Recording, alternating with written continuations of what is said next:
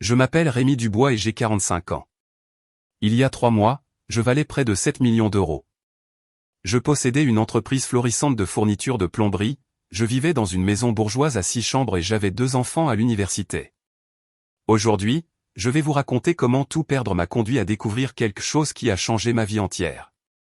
Quand mon ex-femme Valérie et son petit ami avocat m'ont tout pris et ont ri à mon nez, j'ai cru que je n'avais plus rien pour vivre. Mais parfois, le destin agit de manière mystérieuse, et les plus grandes bénédictions se déguisent en pire désastre. Rémi, tu es pathétique, avait dit Valérie, debout dans le couloir du tribunal, le bras de Denis Lefebvre autour de sa taille. 20 ans de mariage, et tu n'as rien vu venir. Quel homme d'affaires tu fais? Denis eut un sourire en coin en ajustant son costume italien. Rien de personnel, Rémi. Enfin, en fait, je suppose que c'est personnel maintenant. Ils éclatèrent tous deux de rire, le son résonnant sur les murs de marbre comme un couteau tournant dans mes entrailles.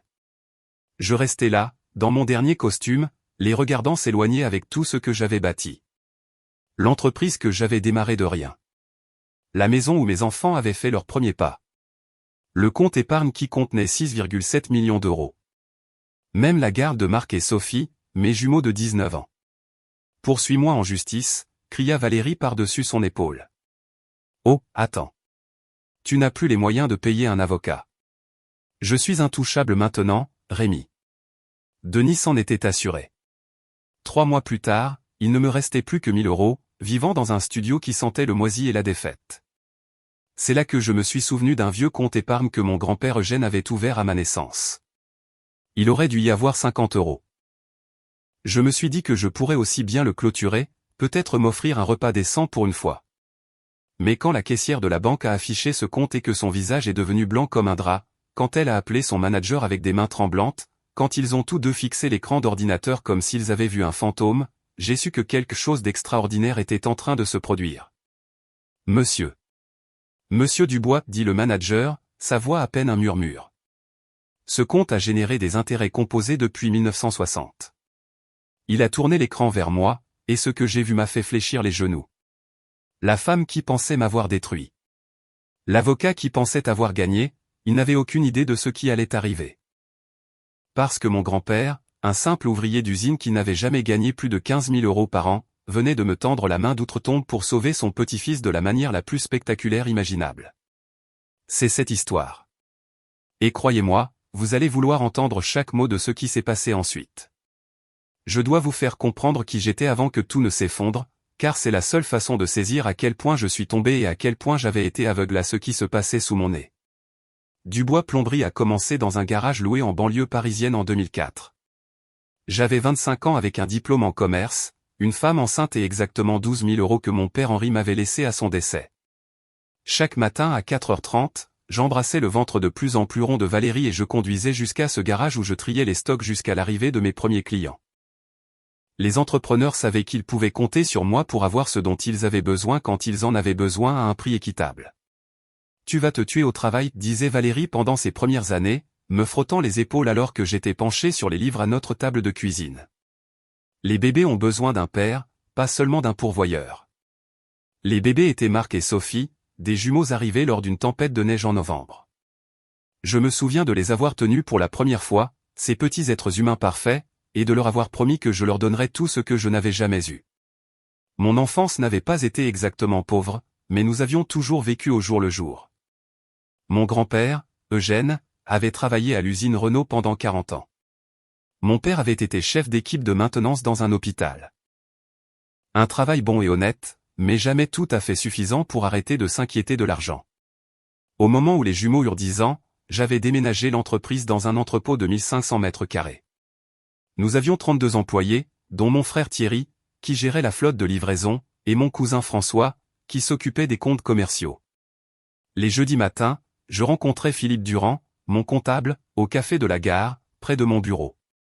Rémi, tu as bâti quelque chose de spécial ici, disait Philippe, étalant les rapports trimestriels entre nos tasses de café et nos assiettes de croissants. La plupart des entreprises échouent au cours des 5 premières années. Tu en es à 16 ans et tu as une croissance annuelle de 20%. Les chiffres étaient plus que bons. Nous avions décroché le contrat pour approvisionner le groupe Bâtiment Bertrand, le plus grand constructeur commercial d'Île-de-France. Ce seul compte rapportait 2 millions d'euros par an. Ajoutons nos autres clients commerciaux et la vente au détail, et nous générions 8 millions d'euros de revenus annuels. Après les dépenses et des investissements judicieux, j'avais accumulé ce magnifique chiffre, 6,7 millions d'euros d'économies. Notre maison dans les Yvelines était tout ce dont Valérie avait rêvé quand nous étions jeunes et fauchés. 6 chambres, 4 salles de bain, une piscine et une cuisine qu'elle avait redessinées 3 fois. Elle avait quitté son emploi d'hygiéniste dentaire après que Marc et Sophie eurent commencé l'école, se consacrant à ce qu'elle appelait la gestion de notre présence sociale. Le country club n'est pas seulement un golf, Rémi, expliquait-elle quand je m'interrogeais sur les frais. C'est là que les affaires se concluent, que les bonnes relations se nouent. Elle avait probablement raison. Plusieurs contrats étaient passés par des gars que j'avais rencontrés lors d'événements du club, même si j'avais à peine le temps d'y assister moi-même. Valérie allait au déjeuner des dames, aux galas de charité, aux dégustations de vin. Elle rentrait à la maison en parlant de tel ou tel membre, de leur résidence secondaire, de leur voyage en Europe. Le nom de Denis Lefebvre a commencé à apparaître dans ces histoires environ 2 ans avant que tout n'explose. Son cabinet gère tous les divorces de grande fortune, a-t-elle mentionné nonchalamment un soir.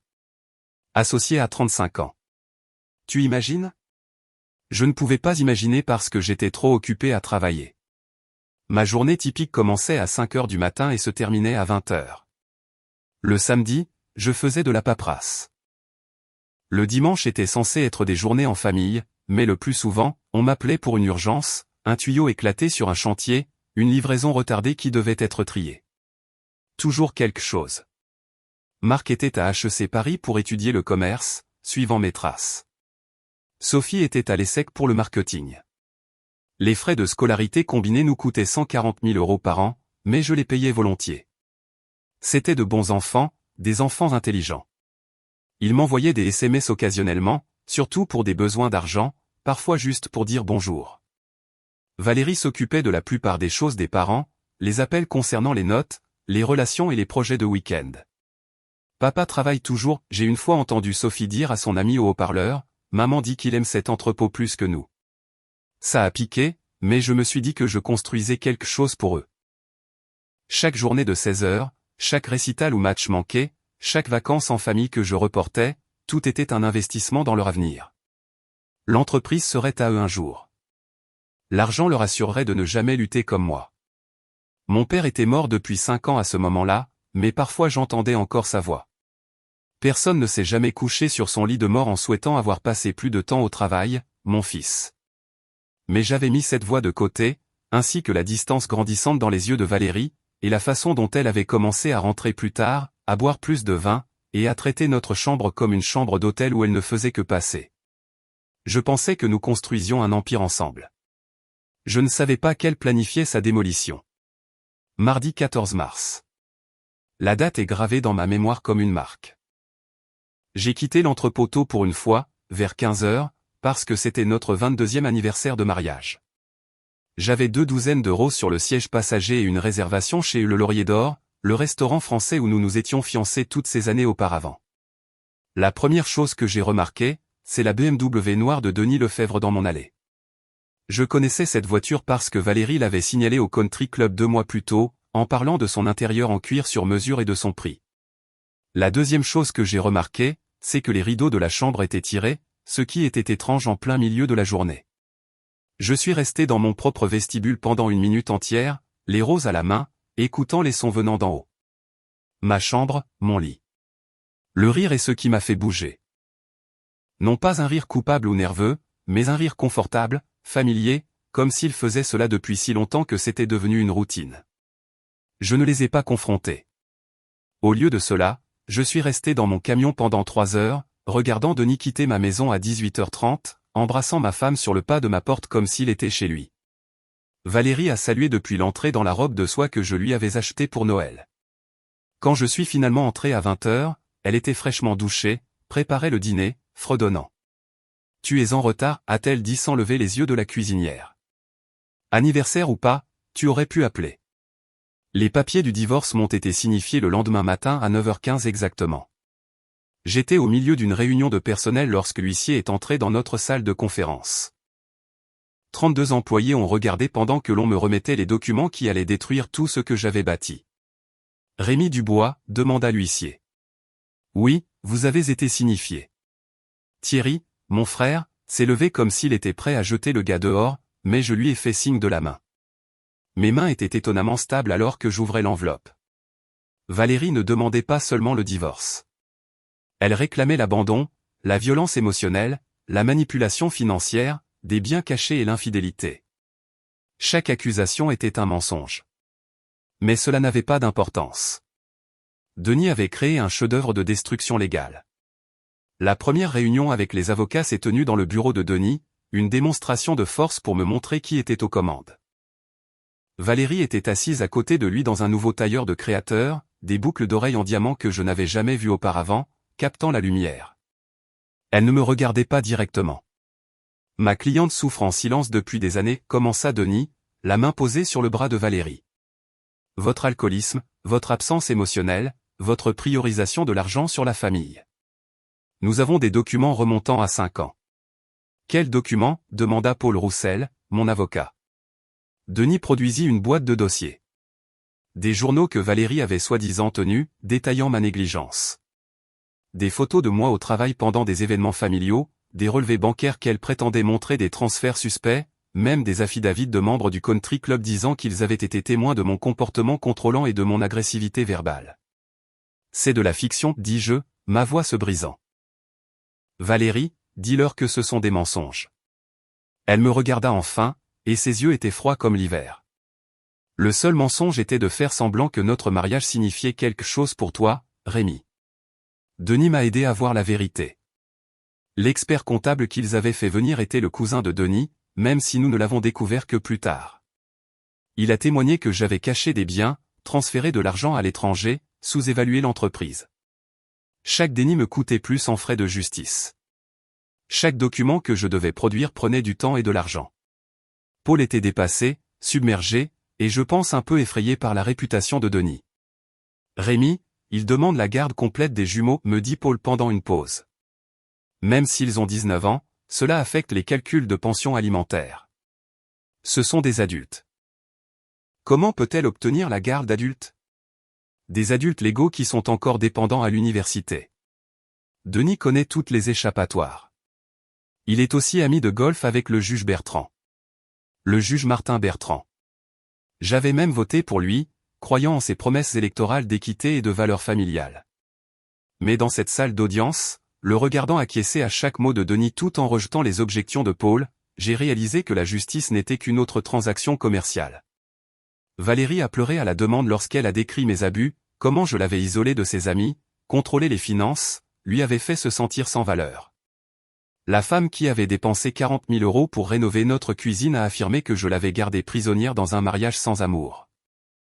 Marc et Sophie ont soumis des lettres disant que j'avais été absent de leur vie, choisissant toujours le travail plutôt que la famille. Ces lettres étaient comme des couteaux entre mes côtes. La dernière audience a duré 6 heures. Denis m'a dépeint comme un monstre qui avait caché des millions tout en terrorisant émotionnellement ma famille. La décision du juge Bertrand fut rapide et brutale. Valérie a obtenu la maison, l'entreprise, toutes les économies, et la garde complète avec la pension alimentaire maximale calculée sur mes revenus précédents. Je n'avais rien d'autre que les vêtements que je portais et une Honda Civic de 20 ans que j'avais gardée par sentimentalité. C'est la justice, annonça Denis assez fort pour que tout le monde l'entende alors que nous quittions le tribunal. Puis plus doucement, juste pour moi, elle est incroyable au lit, au fait. Le studio de la rue de la Paix coûtait 800 € par mois et offrait une vue sur un mur de briques et l'odeur constante de curry du restaurant indien en dessous. Après 3 mois à y vivre, j'avais mémorisé chaque tache d'eau au plafond, chaque fissure dans le plâtre, chaque heure où le bébé du voisin du dessus pleurait. Le pire n'était pas la pauvreté. C'était l'invisibilité. D'anciens employés traversaient la rue quand ils me voyaient arriver. Des gars du country club faisaient semblant de ne pas me reconnaître à la station-service. Même Thierry, mon propre frère, a dû garder ses distances parce que Valérie l'avait gardé dans l'entreprise et qu'il avait besoin de ce travail pour subvenir aux besoins de sa famille. Je suis désolé, Rémi, avait-il murmuré lors de notre seule rencontre secrète sur une aire d'autoroute. Elle surveille tout. Denis l'a convaincu que tu prépares quelque chose. Si je suis pris à te parler, je suis viré. Mon compte bancaire contenait exactement 1043 €. Le tribunal avait saisi mes salaires de l'emploi temporaire d'entrepôt que j'avais trouvé, prélevant 70% pour la pension alimentaire et les arriérés. Le juge Bertrand avait basé les paiements sur mes revenus précédents, pas sur ma situation actuelle. Paul Roussel avait essayé de déposer une demande de modification, mais cela nécessitait une autre provision que je n'avais pas. Marc ne me parlait toujours pas. Sophie avait répondu une fois, en pleurant, disant que maman lui avait montré des preuves de mes liaisons. Des comptes bancaires aux îles Caïmans, des choses qui n'existaient pas, mais que Denis avait fait paraître assez réelles. L'isolement était total. À 45 ans, j'étais plus seul qu'à 25 ans. Sauf que maintenant, je n'avais ni la jeunesse ni l'espoir de mon côté. C'était un jeudi soir quand j'ai commencé à fouiller le garde-meuble. La seule chose que Valérie n'avait pas connue parce que je l'avais loué au nom de mon père des années auparavant pour y entreposer ses affaires. La plupart n'étaient que des vieilleries. De vieux outils, des albums photos, sa collection de timbres qui s'est avérée sans valeur. Mais dans une boîte à chaussures marquée aux papiers importants, j'ai trouvé quelque chose qui m'a fait m'asseoir sur le sol en béton. Un livret d'épargne de la Première Banque nationale daté du 15 janvier 1960. Le nom sur le compte était le mien, Rémy Eugène Dubois, et le dépôt d'ouverture était de 50 €. Agrafé à cela, il y avait une note de la main soignée de mon grand-père. Pour l'avenir de mon petit-fils, ne pas toucher sauf en cas de besoin urgent. Eugène Dubois. Je me suis vaguement souvenu de l'histoire. Grand-père Eugène avait ouvert le compte à ma naissance, son premier petit enfant. 50 €, c'était le salaire d'une semaine pour lui à l'époque. Mon père l'avait mentionné une ou deux fois au fil des ans, mais nous avions tous supposé que le compte avait été fermé lors de l'une des nombreuses fusions bancaires depuis 1960. La Première Banque nationale avait été rachetée par la Banque commerciale, qui avait été rachetée par la Fédérale de la République, qui avait finalement été absorbée par la Banque de France. Le livret était probablement sans valeur, une relique d'une autre époque. Mais assis dans ce garde-meuble, entouré des vestiges de la vie de mon père, j'ai ressenti une étrange envie d'aller jusqu'au bout. Mon grand-père était un homme simple qui avait travaillé sur la chaîne de montage Renault pendant 40 ans. Il était mort quand j'avais 10 ans, mais je me souvenais de ses mains, cicatrisées et fortes, et comment il me glissait toujours 1 € quand mes parents ne regardaient pas et économisent la moitié, dépense la moitié, disait-il toujours. Le temps fait fructifier l'argent, Rémy. N'oublie pas ça. Le lendemain matin, j'ai mis ma dernière chemise décente, celle que je gardais pour les entretiens d'embauche, et j'ai conduit jusqu'à l'agence de la Banque de France qui était autrefois la Première Banque nationale. Le bâtiment avait été rénové plusieurs fois, tout en verre et en acier maintenant, rien à voir avec la banque en briques que mon grand-père aurait connue. La caissière était une jeune femme nommée Patricia, brillante et professionnelle. « Comment puis-je vous aider aujourd'hui, monsieur ?» « J'ai un vieux compte, dis-je, glissant le livret jauni sur le comptoir de marbre. Très vieux, de 1960. J'aimerais le clôturer. » Patricia fronça les sourcils devant le livret. Tapa quelque chose sur son ordinateur. Fronça de nouveau les sourcils. « Laissez-moi vérifier notre système archivé, dit-elle. Plus de frappe. Son expression passa de la confusion à la surprise. « Monsieur Dubois, pourriez-vous attendre un instant ? Je dois aller chercher mon directeur. » Super, pensais-je. Ils vont me dire que le compte a été reversé à l'État il y a des décennies, ou qu'il a été fermé pour inactivité. Une autre impasse dans une vie pleine d'impasses. Patricia revint avec Théodore Granger, le directeur d'agence, un homme d'une 50aine d'années qui semblait avoir tout vu au cours de ses 30 ans de carrière bancaire. Mais l'expression de son visage suggérait qu'il n'avait pas vu cela. « Monsieur Dubois, dit-il, sa voix prudente et professionnelle. Pourriez-vous venir avec moi à mon bureau ? Nous devons discuter de ce compte en privé. » Je le suivis, l'estomac noué par l'anxiété. Quoi qu'il arrive, je pouvais le gérer. Après tout ce que j'avais perdu, qu'était une déception de plus ? Mais en passant devant les guichets et les caméras de sécurité, je remarquai que les mains de Théodore tremblaient légèrement alors qu'il portait le livret de mon grand-père comme s'il était fait d'or. Le bureau de Théodore Granger était tout en acajou et en cuir, avec des certificats et des récompenses couvrant un mur. Il me fit signe de m'asseoir, puis plaça délicatement le livret de mon grand-père sur son bureau comme s'il risquait d'exploser. L'écran de son ordinateur était tourné loin de moi, et je regardais ses doigts voler sur le clavier, son expression devenant de plus en plus incrédule à chaque frappe. « Monsieur Dubois, commença-t-il, puis s'arrêta, s'éclaircit la gorge et recommença. « Ce compte est extraordinaire. Votre grand-père n'a pas seulement ouvert un compte d'épargne. Il a ouvert ce qu'on appelait un compte de croissance centenaire, un produit que la première banque nationale a brièvement offert en 1960. Il sortit une calculatrice et un bloc-notes, faisant des annotations rapides. Le compte a été mis en place avec des intérêts composés de 7,5% annuellement, bloqués pour un minimum de 45 ans. La banque a respecté ce taux à travers chaque fusion car c'était une obligation contractuelle. Personne ne pouvait y toucher, pas même vous. Jusqu'à ce que vous ayez 45 ans. J'ai eu 45 ans il y a 3 mois, dis-je, la bouche soudain sèche. Exactement. Le compte est devenu disponible pour vous en janvier. Monsieur Dubois, comprenez-vous comment fonctionnent les intérêts composés sur de longues périodes? En théorie, oui. Théodore tourna son moniteur vers moi. Ceci n'est pas de la théorie. Ceci est le solde de votre compte. Le nombre à l'écran n'avait aucun sens.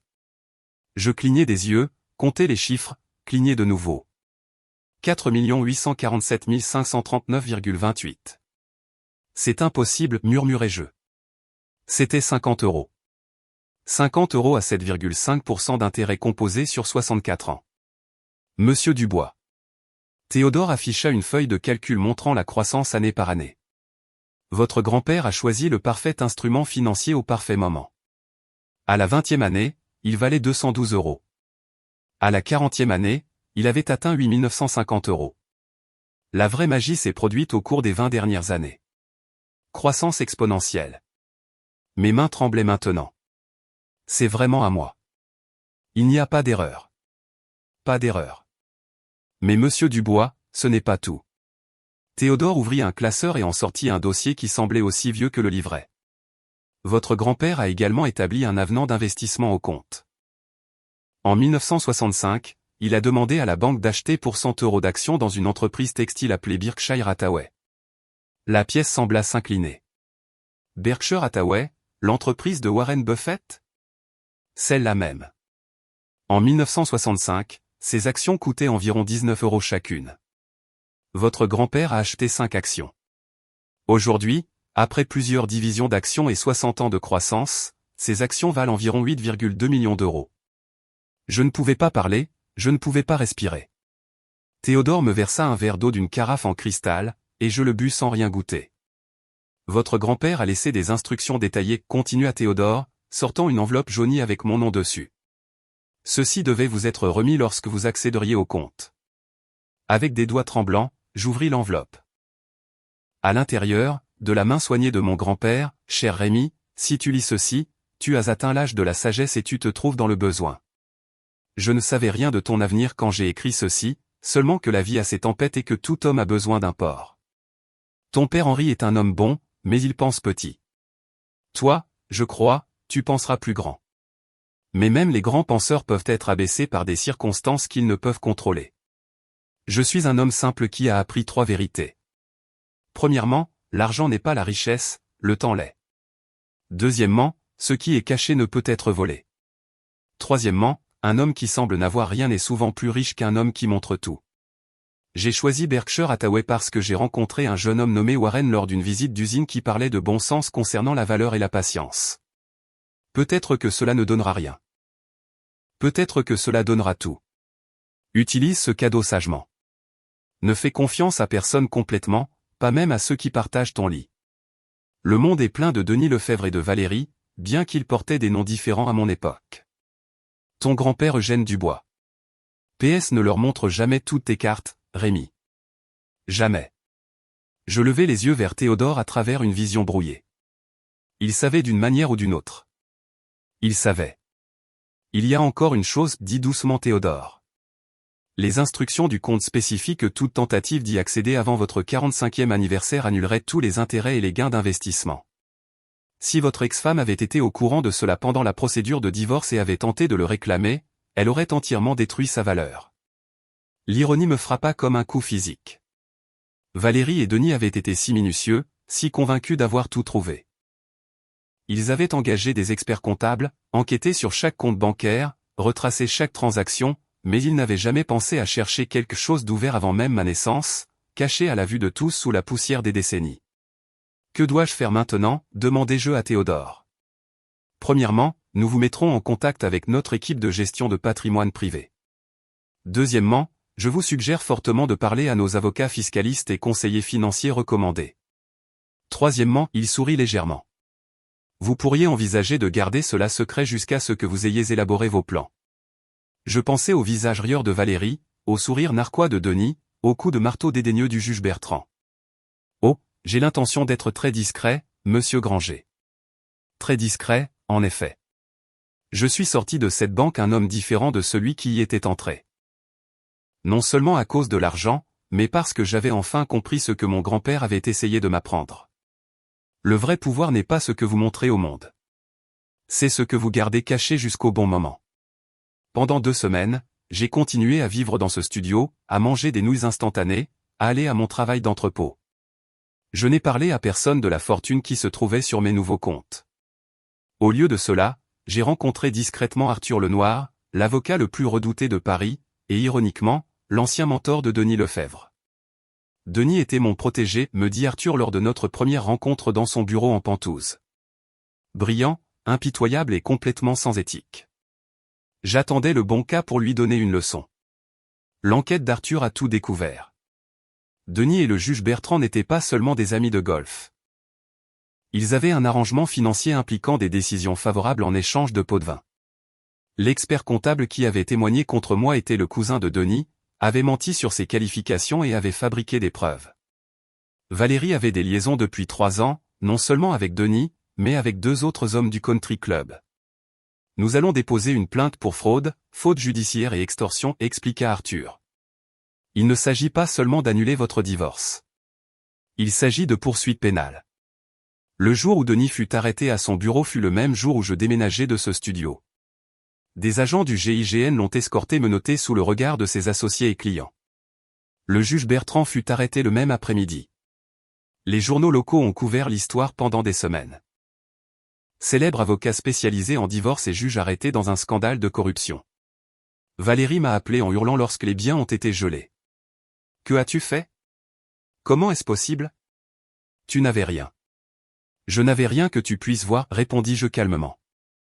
Mon grand-père m'a appris cette leçon, même s'il m'a fallu tout perdre pour la comprendre. Le jugement de divorce fut complètement annulé.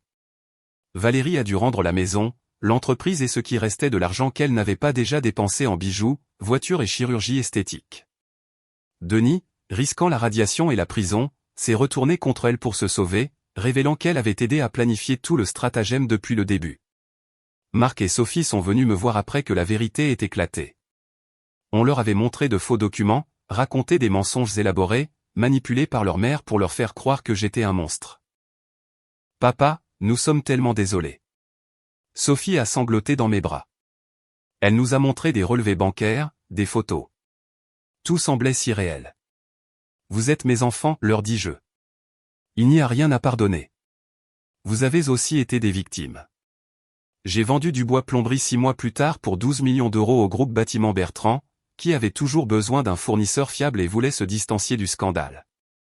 Combiné au cadeau de mon grand-père, j'avais plus d'argent que je n'aurais jamais rêvé. Mais je vivais modestement, achetant une simple maison de 3 chambres dans un quartier calme.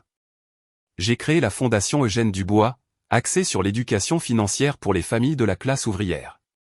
Chaque mois, j'enseigne des cours au centre communautaire expliquant l'intérêt composé, l'investissement à long terme et l'accumulation patiente de richesses. Je leur parle de mon grand-père, l'ouvrier d'usine qui comprenait l'argent mieux que n'importe quel banquier de la défense. Le temps est votre plus grand atout, je dis à chaque classe. Pas ce que vous gagnez, mais combien de temps vous le laissez grandir. Thierry gère les opérations quotidiennes de la Fondation. Aujourd'hui, nous avons aidé 300 familles à ouvrir leur propre compte d'investissement, leur enseignant ce que mon grand-père savait instinctivement. Que la richesse ne consiste pas à se montrer. Il s'agit de sécurité, de patience et de jouer sur le long terme. Valérie travaille comme réceptionniste dans un cabinet dentaire maintenant. Le même type de travail qu'elle avait quand nous nous sommes rencontrés. Elle vit avec sa sœur et conduit une Toyota de 10 ans. Denis a été radié du barreau et condamné à 3 ans de prison fédérale. Le juge Bertrand a écopé de 5 ans et a perdu sa pension. Parfois, la justice gagne. Il faut juste de la patience. Mais voici ce que j'ai vraiment appris de tout cela. Mon grand-père, Eugène, qui n'a jamais gagné plus de 15 000 € par an, qui a travaillé le même poste de chaîne de montage pendant 4 décennies, qui a porté le même costume à l'église pendant 20 ans. Il a compris quelque chose de fondamental sur la vie. La course ne va pas toujours au rapide ni la bataille au fort. Parfois, elle va aux patients, aux prudents, à ceux qui comprennent que le vrai pouvoir ne réside pas dans ce que vous affichez, mais dans ce que vous gardez caché. Je garde sa photo sur mon bureau maintenant, juste à côté de ce vieux livret d'épargne. Quand de jeunes entrepreneurs viennent à la fondation se vanter de leurs gains rapides et de leurs affaires flashy, je montre cette photo. Cet homme a transformé 50 € en 13 millions, leur dis-je.